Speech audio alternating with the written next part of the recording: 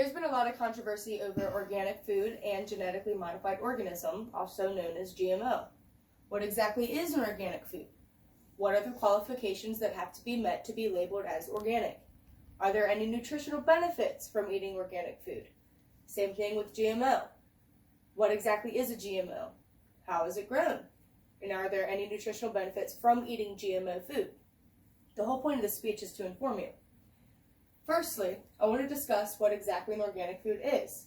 In order to be classified as an organic grown food, there are federal guidelines that have to be met in order to be labeled as organic.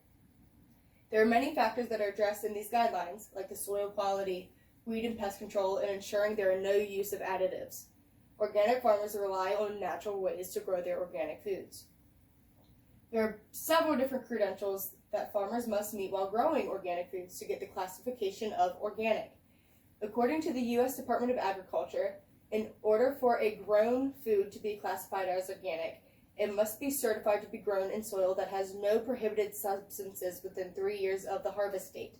So if a farmer used a fertilizer a year ago, they are not able to grow organic foods. It has to be 3 years clean. Usually, most synthetic fertilizers and pesticides are considered to be these prohibited substances. There are some instances where synthetic substances are needed to achieve a specific purpose, but it has to be approved based off the effects of human health as well as the environment. Next, there are certain ways that organic foods must be grown. According to the Organic Food Association, farmers use man to grow plants, instead of relying on unnatural ways to grow their foods. These farmers who produce organic foods use hand weeding, natural mulch, mechanical control, dense planting, plant rotation, and covering their crops to grow their food. They steer away from pesticides, herbicides, and synthetic nitrogen fertilizers. Before these farmers even plant these foods, they try to create a healthy soil, which will nurture the plants better. All of these farmers have to be certified as an organic grown farm. If you see the PowerPoint, there are 3 side-by-side photos. The plants on the left are labeled as organic. The plants on the right are conventional. As you can see, there really is no physical differences from the two, aside from the carrots are a little bigger. Also, organic food is a little more expensive since they have to go extreme measures in growing their food. But there really is not much of a physical difference.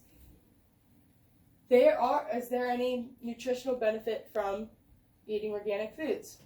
According to NPR, Stanford University conducted a study to see if organic foods provide any more vitamins and minerals.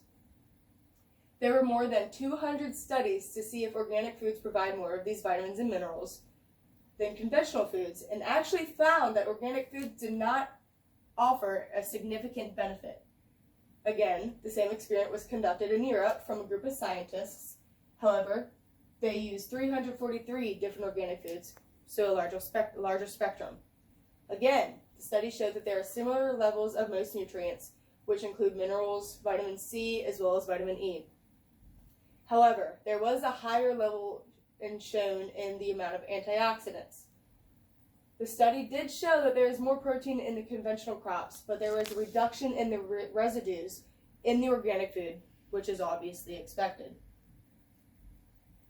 Now, let's talk about genetically modified organism, also known as GMO. Firstly, what is a GMO food and what are the qualifications to be labeled as GMO? According to the National Library of Medicine, which is also a part of the National Center of Biotechnology Information, in order for a food to be classified as GMO, there must be foreign genes from other plants or animals in their genetic codes. This makes it so food being grown is more resistant to disease and drought, as well as being consistently flavored. On the PowerPoint, you can see that there are 4 stalks of corn. Obviously, they're looking a little different. The 2 on the left are your conventional food, not just your normal grown food, no GMOs, no nothing. You can clearly see there is something wrong with the corn. It looks like it has some kind of disease. It is clearly unedible. However, the 2 on the right are GMO. They look very healthy, they look great, and they seem edible. Now, there are a few ways how GMO foods can be created.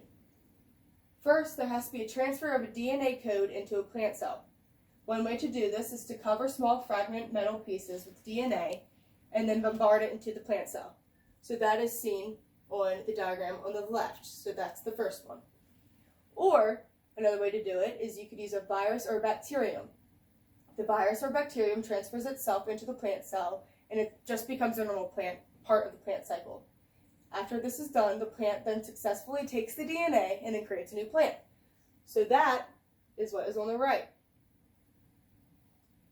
Finally, according to the Genetic Literacy Project, we have been able to supplement vital vitamins and minerals through the use of GMO.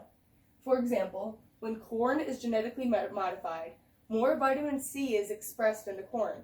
Also, vitamin A is found in soy, which almost all soy in the United States is actually GMO'd. According to the U.S. National Library of Medicine, nearly 2 billion people are malnourished of many different kinds of vitamins and minerals. So the use of GMO foods will assist in decreasing that large number. So in the PowerPoint, you will see 2 boxes of cereal.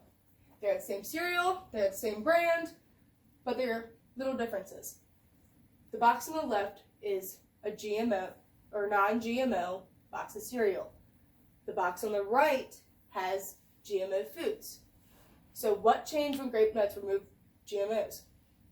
As you can see, the vitamins and minerals on the left are significantly less than the ones on the right.